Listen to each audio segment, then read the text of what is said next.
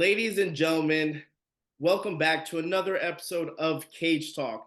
Today, my guest is the first multi-division champion in UFC history, first and only fighter that was a multi-division champion that went back-to-back, won back the title after losing it, most championship fights in UFC history, most championship reigns in the UFC history, most main event bouts in UFC history, tied with Anderson Silva, by the way. Oldest fighter to be a champion in the UFC at the age of 45. Oldest fighter to win a championship in the UFC at age 43. Oldest fighter to defend a championship successfully at 44. Oldest fighter to win a bout in UFC history. UFC lightweight champion. UFC heavyweight champion. UFC heavyweight tournament champion, UFC 13. We have actor who played in The Scorpion King 2, did The Expendables, Cradle to the Grave. We have the UFC Hall of Famer, Randy the Natural Couture. Woo! What's up, Damn, Randy? dude. Yeah. That's what I should say about you, man. You're Captain America. I mean, that's a hell of a. And that's not even, I didn't even tackle any of the wrestling stuff. We would have been here for days, man. I'm just saying. That's crazy. But welcome on, and how you doing? Man, I'm doing great. Yeah, trying to keep up most days. It's I thought when I retired from fighting in 2011 that things would slow down, but they've gone the opposite direction. I mean that's good though. You know, you're keeping busy. By the way, happy belated birthday, man. Thank you. Look good. You look good, Randy. And I wanna show you something. It's gonna be funny because again, you're talking about your birthday. This picture, man, I think was in 2000. Hold on. Let me look up the fight night that this happened because I don't want to mess this up. So this happened. Yes, January 25th, 2007. All right, man. This is Okay. a slightly younger you. It looks exactly the same, but then I have no facial hair. Look at this, Randy. Look at that, man. Oh, that's funny. Look at that. Damn, how old were you there? That was 2000. I'm 33. That was in 2007. You know what? I was in high school. Look at that, Randy. Jesus. Yeah. Wow. That's funny. That's wild. Again, I've had this picture has gone through hell and back. Again, I used to live in Miami. Having that picture look, it has a couple holes and stuff.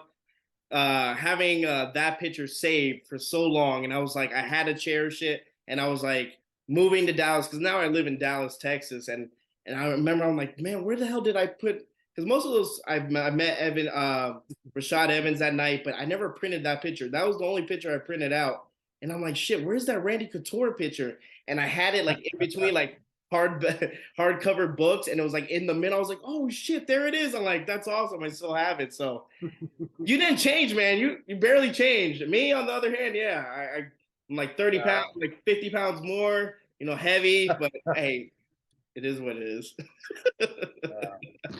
Oh, good. But let's talk. Let's talk about you, man. Let's talk about. Yes, you know, you did wrestling. Wrestling was your big background, right? That's how you got into mixed martial arts. How did you kind of fall into it? Just because your love of wrestling? Is that kind of what you wanted to do, or how did that end up? Yeah, I mean, I never had any aspirations of fighting.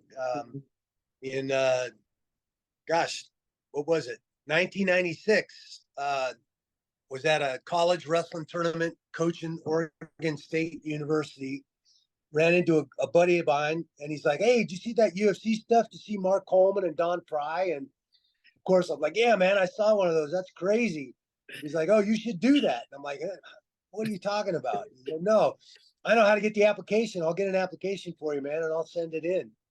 And he went home from that trip, and he did just that. Jim Townsend is his name, and he went home. He sent in the application with a tape of me wrestling.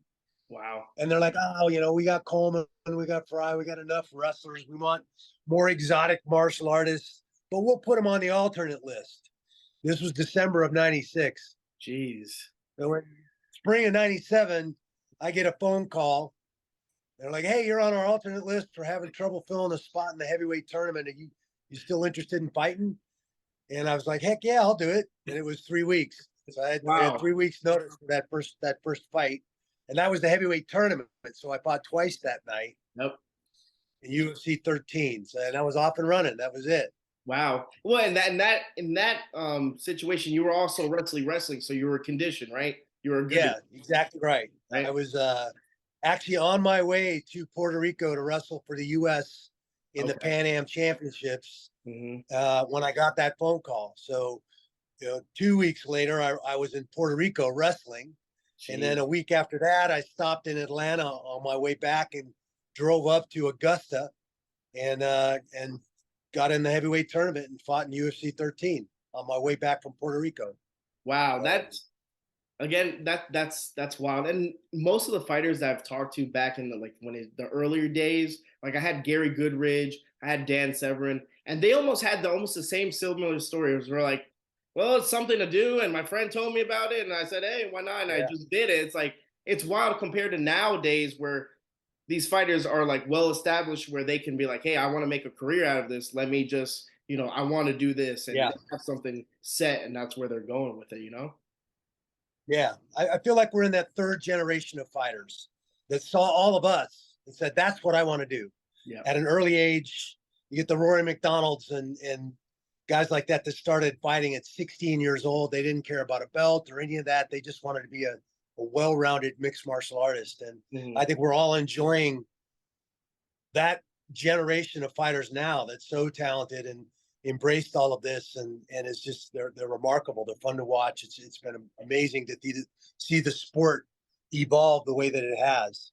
Absolutely. I think I had Marcus Davis on, and he was explaining almost like the evolution. Oh, Yeah, old school. I love Marcus. So he was explaining like the evolution of a fighter. Like before, when we first started, it was almost like it was jujitsu, and then it was like the era of the wrestler, and then once they kind of figured that out, then it was like the stand up with like Chuck Liddell, like kickboxing, and then after that, and it slowly started progressing into a complete athlete where it's like it's ridiculous, like a John Jones, where it's like you go on the bottom, you go to the ground, you stand up. There's no way about it. Like he's just yep. overall just like a freak athlete. Or you think we're at that stage of MMA where we're like freak athletes, where that's where we're seeing the top competition, or not yet? We're almost there. Yeah, I think it's been the science of athletics. You're seeing that across the board. Athletes get a lot more out of their bodies for a lot longer, not just in MMA, in hockey and basketball and baseball. You're seeing athletes compete now well into their 40s. That seems to be the norm. That first generation of mixed martial artists was out to prove that their style was the best style. Yep. Royce Gracie entered those competitions to prove the Brazilian Jiu-Jitsu was it. Yep. That, Jimenez wore that boxing glove because he believed boxing was the best. And That it was all one-handed about boxing gloves, man. whatever your fighting style was, Mm-hmm. you were out to prove that was the best fighting style. And I kind of came in on the end of that generation. That I quickly realized that my wrestling was great, but not enough. Mm-hmm. I had to do the cross training. I had to learn all this other stuff.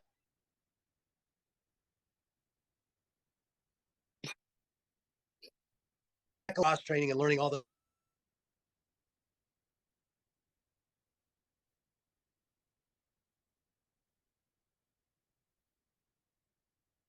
doing that. Yeah, sorry. It has. Athletics is changing across the board. The science of it, we're getting a lot more out of ourselves, and we fight smarter now. We're training smarter. We're doing a lot better stuff, and I think than we used to. 100%. Yeah, I completely agree with you on that one. Um, so once you had your first, taste of the UFC, is that something you wanted to continue, or is like, hey, almost like I'll fill that in, eventually if they need me, I'm here, but if not, like I'm focused more on, the wrestling? Well, yeah, everything happens for a reason, and Mhm. and the big thing that happened then is, I won that heavyweight tournament, so right away they wanted to put me in another match in a super fight against Vitor Belfort, Mhm. and that's just so happened that that was going to take place in October that year of '97, Okay. and all the college, and I was a college coach, so all the college athletes at Oregon State were coming back to Corvallis and getting ready to ramp up our season and start pushing towards, getting in shape and getting ready to wrestle and make it to the Pac-10s and the Nationals. And I needed to leave to go train in California and get a boxing coach to get ready for Belfort, which was going to take me out of the program. And the head coach was like, "Hey, man, I can't have you leaving. All these college kids are coming in. I need my assistant coach. What are you going to do? You're going to be a fighter? You're going to be a coach?" He forced me to make a decision.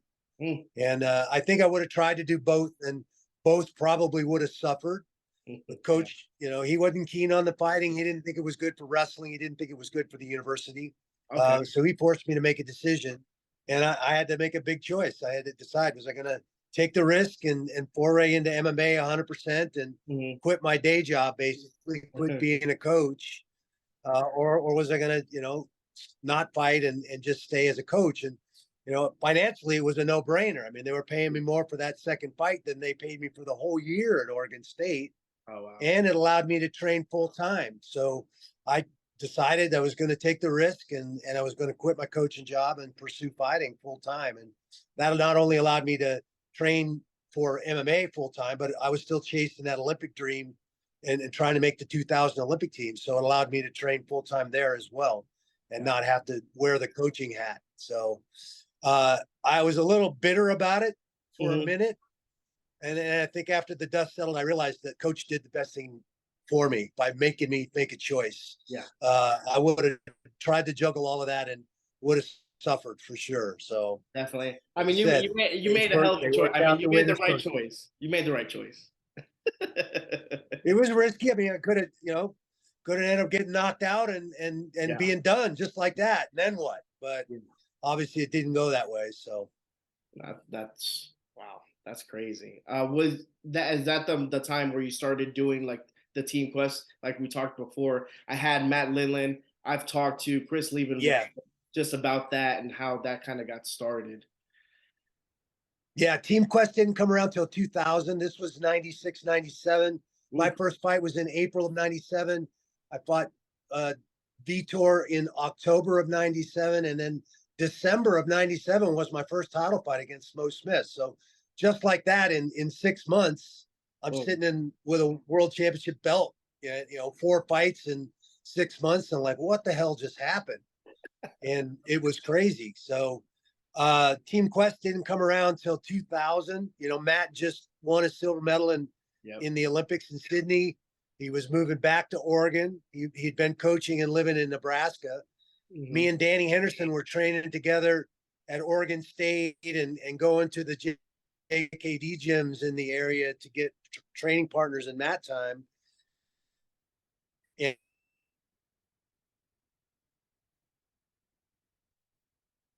a good friend on Matt silver medal, and they opened USA Auto, which Wow. in the back had a big garage space that was empty. So me and Danny had made a run at trying to run a gym up there in Okay. Gresham. It was called the Performance Training Center. Performance Quest is what we called it. And it Performance. was a full-on fitness center. And we realized very quickly we had no clue how to run a business. The place, the place was crickets, except for the mat room, which was booming. So uh, we were about 6 months behind in rent, and Oh my Lord. we ended up selling off all our equipment just to pay our back rent and close the doors. And that happened to coincide with Matt moving back and opening USA Auto. So we moved all our mats into the back in that garage and started our mat room in there. This cold, dank, dark, dirty ass. It was an old band conversion center, is what Oh it used to shit. be. That's funny. So that was the foundation and the start of Team Quest. And we were getting 30 guys to show up at practice every day. It was nuts. Wow. And that was, Sonnen and Lieben and Eddie Herman. And I mean, we had Evan Tanner eventually ended up there. We had God, we had so many good guys in there. It was ridiculous. We had a super good room. And then we ended up bringing Robert Follis on. Mm-hmm. You know, he was running the JKD gyms that we had been going to. And we, after our gym experience, we knew we needed somebody who knew how to run a business. So, There we so go. we brought Robert on, and Robert started running the business part of Team Quest and teaching a bunch of the regular classes. Okay. And then me and Matt and Danny were running the team practice with all the pros. And yeah, it was hell of a group. Wow. And then it went through several different variations of that facility. That facility is still there, still up and running. Wow. Matt's the sole owner of that now. Danny went down to Temecula and started Team Hendo. Mm-hmm. I moved to Vegas and started Extreme Couture, and Matt's still running Team Quest up in Gresham. Nice. I love when you know, especially when stories like that, when you get something like someone so passionate, and like all you guys were passionate, and like you said, 30 people just kept on coming every day. That's wild. Especially if it's in like a back of like you said, like a building, like who the hell is gonna show up? And I mean, people show up. It's called dedication. Yeah. That's awesome. It was definitely a if you build it, they will come scenario for There sure. we go. Perfect example, man, of that. Perfect example of that. That's crazy. And talking about, you know, Extreme Couture, I haven't gone to the facility. I had Eric Nixwick, had him on. Eric Nixwick? Yep, had him on. Great guy. I had the honor for oh man, I'm having a brain fart. What's it? Hold on. There we go. Tim Lane. Rest in peace. I had Tim Lane. Yeah, I had Tim on. Again, also worked in Extreme Couture. Hell of a facility you have going on right there just now, just with those. I mean, obviously, you know what happened, but like just of those people in there and constantly running that show. I mean, it's amazing what you have there, man. Yeah, we've had an amazing place here since 07. 07, you right? know, I moved here in 05 and finally got around to opening my own facility here in 07. And, you know, Sean Tompkins was in here. We've had a lot of amazing athletes. You mentioned Tim Lane, Robert Follis. Yeah. You know, those guys were all a big part of this place and its story, its journey, and how we got to where we are now. And obviously we miss those guys a lot. 100%. Definitely, you know, part of I think the tragedy of building a family, building a community here, and unfortunately, you're going to lose some folks. That's just how life goes. So, hated to see those guys go, and certainly the way they went, wasn't the not that there's a good way to go, but yeah, you know, it definitely was a tough situation for sure. But we miss those guys dearly. We got an amazing crew in here. Like I said, we try to build a family, keep it simple, check your ego at the door. It's only going to get in the way. You know, let's push each other and make each other better. And, you know, high tide raises all ships. We want to raise everybody up. Yeah, perfect. And that's, like I said, that's an excellent, like I said, group and facility you got there. Let's talk a little bit about your run in the UFC, man. Okay. So out of all the people you fought, you fought Vitor twice, you fought Tito, you fought Chuck, you fought Tim Sylvia, and you know, Nogueira. Who was, in your opinion, the toughest fight and why? Who was your toughest fighter? The toughest fight that I had, and they were all tough, don't get me wrong. Yeah. But the freaking battle royale, just the barn burner of a fight that I remember in my career was the first time I fought Pedro Hizo. Yeah. That was my first time going to Atlantic City. First time seeing my giant ugly mug on a billboard driving into Atlantic City. It was weird. We fought at Taj Mahal. You know, that was right when the Zuffa had just bought the brand and from SEG, and they were doing all their rebranding. They just signed Pedro to a 9-fight deal. Jesus. The biggest deal anybody had ever signed. They had this 41-year-old heavyweight champ that I don't think they were too keen on. They were hoping to get him beat and get him out of there. And they put me in there with Pedro. And that was a freaking knockdown drag out. They were, you know, they started using a bunch of pyro. If you remember back in the day when Zuffa bought it, they started making a much bigger show out of it. Yep. and they were doing pyro and all kinds of stuff. Well, that pyro, man, that set off my asthma walking into that arena that night. I couldn't Oh figure it God. out at the time, but all that smoke in the air and everything, Uh-huh. that's the most tired I think I've ever been for a fight. I can only Mhm. think of one other time that I felt tired like that, and that was against Van Arsdale, and there was another reason for that. But that pyro, man, and I punched myself out in that first round. I had him down, had Mhm. him against the fence. John was giving me all the cues. I Yep. was sure I was going to Stopping get him it. out of there, and the round ended, and I'm like, oh shit, here we go. I remember sitting on the stool at Ugh. the end of that first round, and the clapper goes off, so seconds are supposed to get out, and I'm still sitting there looking at Henderson. He's like, "What the hell are you looking at me for? Get your ass up and let's go." And so I literally had to make a decision. Am I getting up off this stool? What am I going to do here? Oh And I shit. went back out, and the second and third rounds, he kicked the shit out of my lead Yeah, leg. I I was, didn't I was walk gonna right ask you. for That was like the next question. I'm like, 6 how are months. those leg kicks? Yeah, I did not walk right for 6 weeks after that fight, but Wow. I came back and won the second round, won the fifth round, but the third and fourth rounds, he came back strong. He broke my nose. He kicked me in the leg about 14 times. I still have a dent in that quad where he kicked me that Jeez. just never recovered. My quad muscle's like, yeah, fuck you. I'm not coming back. And well, I mean, again, to this day, he's probably one of the hardest hitting kicking, I mean, that's ever done in the cage. So I mean, Yeah.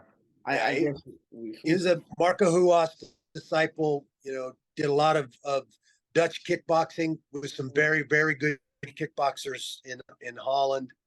Um, he was a tremendous athlete and a very, very good fighter. And we ended up rematching and fighting after that, right after that, actually. And I went up to Seattle and started training with Mo Smith. okay. And I needed to figure out the kicking because no one had, even Mo, when we fought, he didn't get the kickoff and get to kick me. And I did not want to experience that again. It sucked.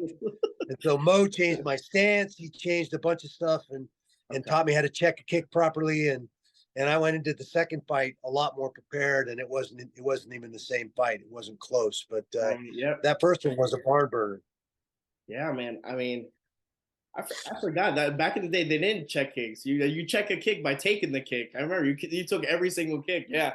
Jeez. Yeah. That's so Yeah. Not the way to go about it. rough, man. Rough. Is there any fighter that you never got a chance to fight that you would love to have competed with and go against, maybe stylistically or Well, anything like that? I think everybody knows the answer to that question, and that's it's the Fedor Emelianenko fight that never happened. I chased that fight for 12 or 13 months.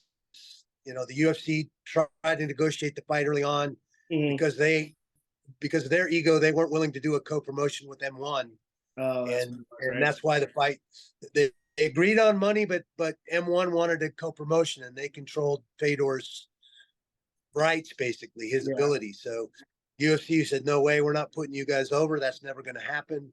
And so the fight was never going to happen. So I left. I resigned as the heavyweight champ to try and make that fight happen with Mark Cuban and some others that were willing to try and find a way to make that fight happen. And Mhm. they filed injunctions and basically tried to drag me through court, forced me to spend a much money, and we never did get to the point where we actually got the contract evaluated, as because by our recollection of the contract, we were free and clear to go fight him somewhere Mhm. else, and not according to their version or their interpretation of the contract. So therein lies the issue. And at 44 years old, I wasn't getting any younger, so I Mhm. couldn't afford not only to burn money on legal fees and crap like that to try and find the way to make the fight happen, but I needed to fight. I needed to stay active and continue to fight. So that forced me to let that fight go, just come to terms with it, come back, and that put me in the Lesnar fight um, after all of that nonsense. So Gotcha. um, Now, some people go through, UFC, especially back in the day. They used to go through UFC. They go to bounce like to Pride, back and forth. I know Carlos Newton did. There's several fighters. there was never any interest in you going to Japan and fighting in Pride, or I what? fought in Japan. I fought in Japan for rings. I fought in Japan for Mhm. Shuto. Mhm. I was up for a contract negotiation at that same time Okay. to force that automatic rematch with Pedro. Okay. I was at that was the first contract I had to negotiate with Zuffa, Okay. and Pride came at me at that time Uh-huh. and offered me a cash deal to come fight for Pride. Um, I looked at the lay of land, and obviously Danny Henderson's one of my best friends. He'd been Yeah. fighting in Pride. I'd been cornering him over there, and the truth at that time was Danny was relatively unknown in the U.S. market. He wasn't getting any sponsorships or anything in the U.S. marketplace. Okay. I thought it was, even though the Pride money, the cash offer was good, it was certainly in the realm of what the UFC was offering me to renew with them.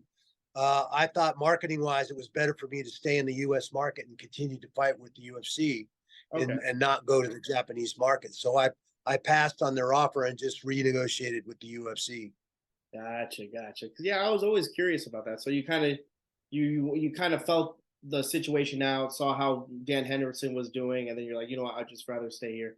So, I Yeah, mean, Danny did great, and I he mean, did. obviously, Danny is a huge marquee name, and eventually he came over and fought in the UFC as well, Mhm. and did a great job. And he's, I think, one of the only uh, uh, Pride champions that won a belt in two divisions over there in the Japanese market. He was hugely popular over there, Yeah, and he was getting sponsorships and stuff. But I felt like I was getting more love and more sponsorship opportunity and stuff in the American marketplace.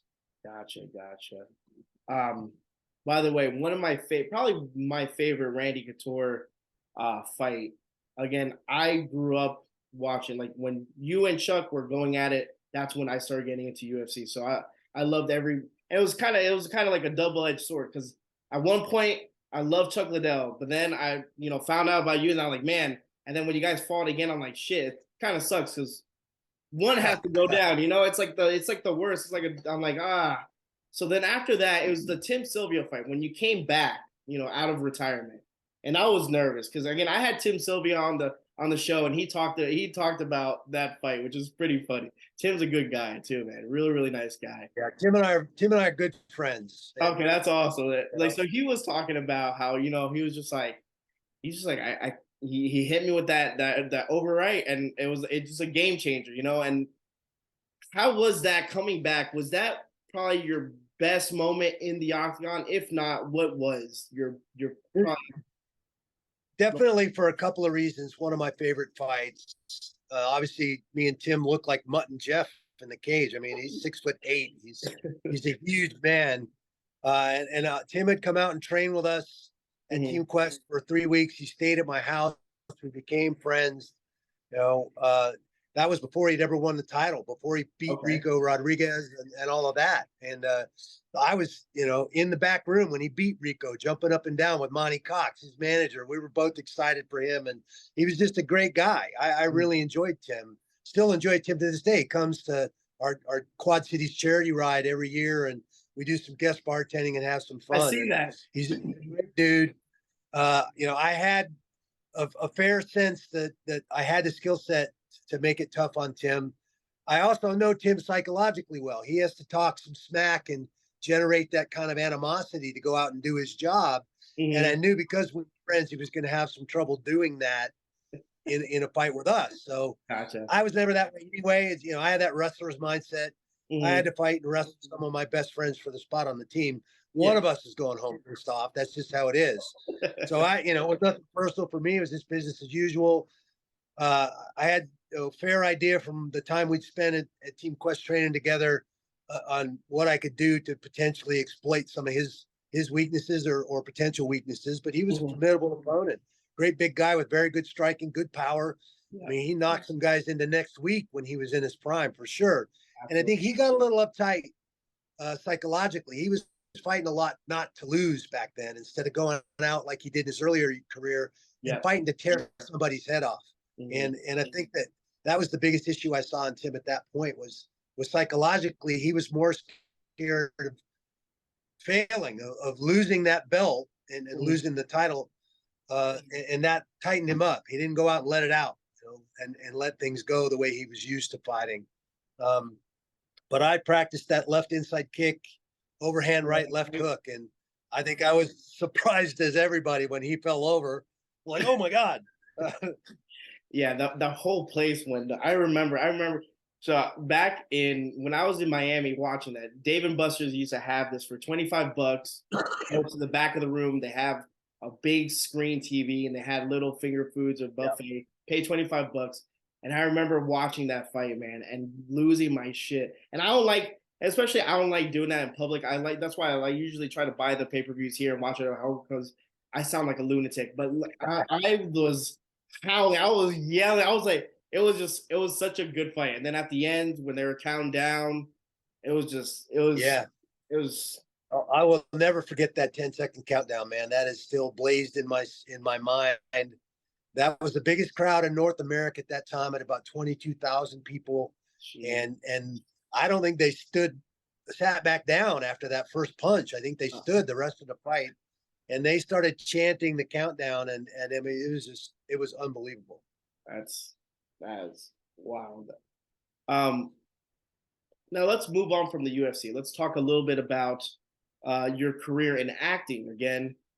Your first gig was what? Cradle to the Grave. You had a couple of people with you, right? You had like, I think it was Chuck Liddell, Tito Ortiz, and you were in like that cage with Jet Li. I remember that. That was a good movie. Cradle to the Grave. That's right. Yes, that sir. Was Chuck and Tito's first fight. Actually, was on film in Cradle to the Grave, and I ended up fighting Jet Li. I had a fight scene with Jet Li in that movie. One line, "Let's go, chicken shit." I must have said that 25 times. We must have done 25 takes of that one line. It was ridiculous. God. And then this crazy fight scene with the midget getting swung around and all this. I mean, it was really something to be on a movie set. I'd been a movie goer since I was a small kid, but I'd never been involved in theater or any of that stuff. So it was like going to a whole, you know, a whole new world. It was very strange, but very cool. Did you ever you ever think that you were ever going to be, again, that's something cool, especially if you're like an old school that likes, like my grandfather loves Steven Seagal, like Claude Van Damme, like he loves all those. So to actually be part of their movie, like Jet Li is one of them. Like, how cool was that? How was Jet Li on set? Oh, he was awesome. He's a very, very nice guy. Obviously, I've worked with him a lot now through the Expendables experience. Yeah. That was my first time meeting him. His English wasn't as good back then. Mm-hmm. I actually ran him over in our fight scene. His whole shtick in that movie, if you watch that movie, was he kept his hand in his pocket. He didn't want to fight anybody. And they're in an underground fight scenario. He gets called up into the cage, and he keeps his hand in his pocket, and he's supposed to just dodge everything I throw at him. Mm-hmm. And so I'm supposed to throw a big right hand at him, and he just dodges it. Well, I threw a big right hand like a fighter would throw a big right hand. Thankfully, I did not punch him, but I absolutely ran him over, just flattened him. And the director went apeshit. Of course, I just ran over the star of the movie, and he was fine. He wasn't hurt at all. And he got up and he was laughing. He's like, you didn't wind up. I was like, no, of course I didn't wind up. Who winds up? That's ridiculous. But I didn't know how to throw a movie punch versus how to throw a real punch. I was glad I didn't. Oh my God. But he was like, "Oh, I'm not a fighter. I'm an acrobat." You know, and he was just, but he was great. And obviously he did get hurt and there was no issue, but lesson learned. I had to learn how to throw movie punches, not regular punches. Interesting how they bring you in, right? They want they want real fighters, but they're like, hey, you're gonna wind up to throw a punch. Like, no. What the hell are you talking about? Like, that's not how we do it here. That's not how it works. Come on. That's absolutely one of the first things I had to learn was the line of the camera and how you sell a punch. And obviously you can't be beating up your co-stars or it's not going to last long. Or your acting career is out the window, Randy. You won't. Exactly. All right. So after Cradle of the Grave, you did a couple of things. You did, I think you were on Kings of Queens. You did a couple other projects. Yeah. So how did that? Yeah, all in that first year. We got, I became pretty good friends with Kevin James. I met Kevin through Boss Rutan, who was training him on the side, and one of his riding partners, Mike Socio, who's been a mentor and a good friend for a lot of years. But I Okay. met them both back then through Boss, and yeah, that King of Queens happened back then. I did a movie called No Rules with with David Dunn and Jerry Anderson, Pam Anderson's brother. Pam did a little cameo in that film. That was my second movie experience. Tom Sizemore was in that. Jeez, wow. I vowed that I would never work with him again after that experience. He was an asshole. Yeah. And I've actually turned down a couple of movies that he was attached to just because I didn't want to be on set with that guy. Oh, really? That sucks. But he's actually honestly one of the only assholes I've met in the industry. Everybody thinks it's chock full of assholes and weirdos, and I'm not saying there aren't some out there, but most of the guys I've met have been great guys, fun to work with, fun to be around. I don't know. Maybe they're all smart. Maybe they're all scared they're going to get punched in the mouth. So there you go. Jet Li told put their best foot forward. Now, did you kind of leave that door open? Where you like after Cradle of the Grave? Were you like, hey, you know what? Maybe maybe I want to do this eventually, or maybe this is something. I was intrigued. Yeah, I was intrigued. I was intrigued by the process after that first experience. Okay. I got to do a couple episodes of Oz, which actually got me my SAG card through Douglas Crosby, one of our MMA judges, who's a stunt coordinator. He got me and a few other guys, Matt Linlin, Frank Trigg, Chael Sonnen. I mean, Frank Shamrock. There's a bunch of us MMA guys that Doug helped kind of make that transition into acting and doing stunts. And I started doing stunts on Oz, and then that taft-hearted me into getting my SAG card, and Cradle of the Grave came along. I started taking some acting classes, trying to learn more about the process of it. It was just intrigued with the whole process of it. And it was just really, really interesting to me, but nothing got in the way of fight camp or fight training back then. That was always the first goal, right?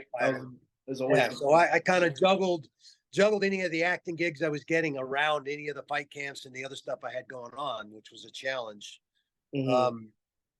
But obviously since 2011 and retiring from fighting, I can just pursue the acting gigs, 100%, and still have all of my charity stuff going on, and the clothing line and the gyms, and also doing some commentating for the PFL. So the schedule, again, that's why I'm as busy as I am. It's just nonstop. There's always something going on. So it's good, but we need a Randy Couture, especially commentating. We'll talk a little bit about that, but let's talk about, the brand new movie that's coming out in September, Expendables 4. How was that? How'd you get that gig? And how's that journey been? Because again, you've been in all 3 movies, and it's a cool. All 4 movies. This will be the 4th one. Yeah. And what I felt blessed and honored that Sly, thought enough of me as a fighter, basically, to keep me in that. He called me in to talk to me about the project. They were originally going to bring me in to play Hail Caesar. That was originally written for Wesley. Wesley Snipes, and Wesley was having some issues at that time. So they were going to revamp that character and have me play Hail Caesar. They ended up getting Terry Crews, who was perfect for that role. Yeah, and so Sly went back and Toll wrote into the script based on our conversation. So I was flattered and honored that he was a fan of me and fighting enough that he wanted to keep me in the movie. And obviously I made the most of it. I took it very, very seriously and wanted to be that guy that was on point, prepared, knew my lines, ready to go, do what I needed to do. I spent months working on that script. By that time, I'd had an acting coach that was helping me a lot. And so he helped me. I had a big monologue in that, a 2-page monologue and whole bunch of stuff in that film. It was a big step up for me, and Expendables 1 was the #1 film that summer, so I got to be part of a huge property like that. And then obviously 2, 3, and 4 now. 4 comes out in September, but it's just been a lot of fun getting to know those guys, watch how they operate. You're talking about some of the most successful film actors, certainly action stars in the industry for more than 30 years. So if you have aspirations of being good at something, find those guys, hang out with those guys, see what they do and how they treat this and how they operate. So That's been a huge blessing for me to not only get to know those guys and work with them, but then to see their approach to this profession and how they treat it, how they operate. Now, do you ever go back and watch these movies? Because that's one thing about like actors. Usually they don't. Some they do, some don't. Do you go back and watch? Like, have you watched the Expendables and the second one or the third one? What's I'll go to the premieres. okay? Yeah, I'll go to the premieres and watch the premieres, and that's fun just That's, because, they make such a big deal about it. mhm. Of the entire process, that is the only part of the process that's glamorous, is Really? getting to walk a red carpet and go to a premiere and see the producers and the director and everybody explain the journey that Hmm. that culminated in that being up on the screen. That's fun, and Yeah. that's the only time I really, I'll sit down and watch the actual film. I always feel a little weird watching myself. I'm critical. I mean, we're Everyone our is. own worst enemies. Nobody's going to be more critical of us than we are of us. Absolutely, 100%. So it always feels weird to me to watch the films. I'm critical of my performance. I'm, you know, constantly trying to analyze things and figure out, I could have done that better. I should have made him do another take. And, and that's not fun. You want to just relax and be comfortable with yourself and comfortable with what you put up there on the screen, which is, Yeah. that's a bigger challenge than you think. Absolutely, man. But I mean, hey, you've done amazing, and it's awesome to be around so much talent like that. I mean, every movie just got better and better. Again, I think my favorite out of all of them right now is number two, just because I'm a big Van Damme fan, and I like that he was a bad guy. Like that's cool. He's a Yeah. badass bad guy. It was cool, but Yeah, that was definitely a pinch me moment, I think, for all of us. We were yeah, in this small town called Plovdiv, and they had this was in Bulgaria. We okay, shot that entire film in Bulgaria. really, And we were at this small airport. We were literally going to blow this airport up. And the entire cast was gearing up in these tents because it was cold. Chuck hmm, Norris was there, Schwarzenegger, Bruce Willis. I mean, the entire cast. And we're all in these tents gearing up for this shot where we're all going to walk out, line up, and shoot at Jean-Claude Van Damme. And we're all just looking at each other like, can you believe this shit? This is unbelievable.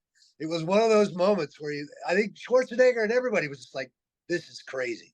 it is. It's wild just to have again not only one, two, three. I mean, this was like in like I '80s, think there were 16 in that particular in that particular movie. There was and it'll we never be covered the done like that size of again. a city bus. And it'll never be like that again. There's no movie that's gonna ever have that much impact, that many star players like that, ever. That's Yeah, and they pulled every one liner you can think of, exactly made it into the script for that one. There was so much tongue in cheek stuff in that one. It was a classic for sure. cool. Cool. That's awesome. Uh, again, excited to watch the fourth one when it comes out. Last but not least, PFL. I watched it. What was it, last week? Yeah, Yeah, yep, last week. Amazing show. Again, you do a great job. Again, you're comfortable, and you're comfortable on TV now, man. You're a stud. How do you like that? Is that something you always wanted to do eventually for I MMA's? like it a lot. Yeah. Yeah, I like it a lot. I did it for the UFC on Fox Mhm. for a couple of years. When I retired, and they didn't really give me much, frankly. I was doing 4 shows a year. They're Mhm. bigger shows on Fox. It wasn't terribly lucrative. I wanted more, honestly. I was asking them and prodding them, look, give me more, give me another job, give me more to do. I'd be happy to stay with the company. I got approached by Spike TV. Obviously, when the UFC left Spike and went to Fox, they created Yeah. a huge void in their programming in MMA. And so uh, Spike was in the process of filling that void. They bought Bellator. They started launching some MMA content of their own. They approached me with a very lucrative contract to join Spike and do them some scripted and unscripted television. And Okay. and frankly, the UFC wasn't giving me much other than the 4 shows a year. So I Damn. tried to sit down with Dana White and talk to him about the offer without disclosing. Obviously, I had to sign an NDA to even have the conversation. Mhm. And our sport leaks like a sieve. He found out what their offer was before I had a chance to sit down with him. He Really? went ape shit. Started calling me a traitor and a bunch of other savory things. So obviously that the bridge burned. Instead of finding an amicable way to potentially part ways or stay with the company, it just didn't go down that way. So Yeah. it is what it is. I thank Dana for all the attention he was bringing to our new show on Spike by bashing on me, and that did the job. He stopped talking shit, and we've just been at odds ever since. But it is what it is. It was a very, very good deal for me. It's a 2-year contract with Spike that we did a lot of other stuff, and it was good for me, good for my career, and certainly kept me in the relevant realm of things, doing stuff. And eventually, that contract expired. I ended up moving on. I still did some stuff for Bellator as a brand ambassador. My son was fighting for them. Yep. And then along comes, PFL. Actually, it was World Series of Fighting that got bought out, and they were in the rebranding year. They asked me to come do 5 shows for them as a commentator, which I really enjoyed doing. I enjoyed doing it for the UFC. I feel like we as fighters see nuances and subtleties in our sport that the average fans don't pick up on, and we get a chance to expound on that, and always do my best to speak positively about the fighters and everything that they're doing and everything that they're going through, and want to be as an advocate for the fighters and the fighters' journey. So I feel like I get an outlet and an opportunity to do that through the PFL. They created a meritocracy by taking MMA and putting it in a true sports format with regular season fights, a playoff, and a championship every year. You want to talk shit, but it's not going to get you anywhere. You got to walk up in that cage and score points. It's all about scoring points and winning fights. So I think the fighters love that. They love the regularity of the season. They know when their next fight is. They know where their next opponent is. It's a little bit up in the air. There's a workload involved there. You got to figure out, because you're basically signing up to fight 4 times in 8 months, which I've certainly done in different periods of my career, and fought twice in one night, a lot of that stuff. So it's certainly within the realm of physical possibility, and the fighters just need to recognize that and make the adjustments they need to make to manage their camps and manage their injuries. And I think the only thing we did is eliminated the elbows to reduce the number of cuts. Because again, you fought, you're going to turn around and fight again in 8 weeks. So strap it up and get ready. Let's go. Awesome. Well, Randy, let me first of all thank you just from the bottom of my heart for coming on, man. This has been, again, one of the dream come true interviews I've always wanted. Like I said, there was a reason why I kept this picture, man, for that many years. Again, a fan favorite, one of my favorite fighters of all time, watching you inside and outside the octagon, your blood, sweat, and tears. You're a Hall of Famer and a hero in my eyes, and I appreciate you just taking your time, because again, time is not on everyone's watch. So I appreciate you giving me so much of your time. It's like you said, you're so busy, man. It's been my pleasure, man. I appreciate you having me on. Thanks. Make sure you send me the links when you get it done, and I'll make sure and post it on my platforms, and we'll get it out there, man. I appreciate you. Absolutely, man.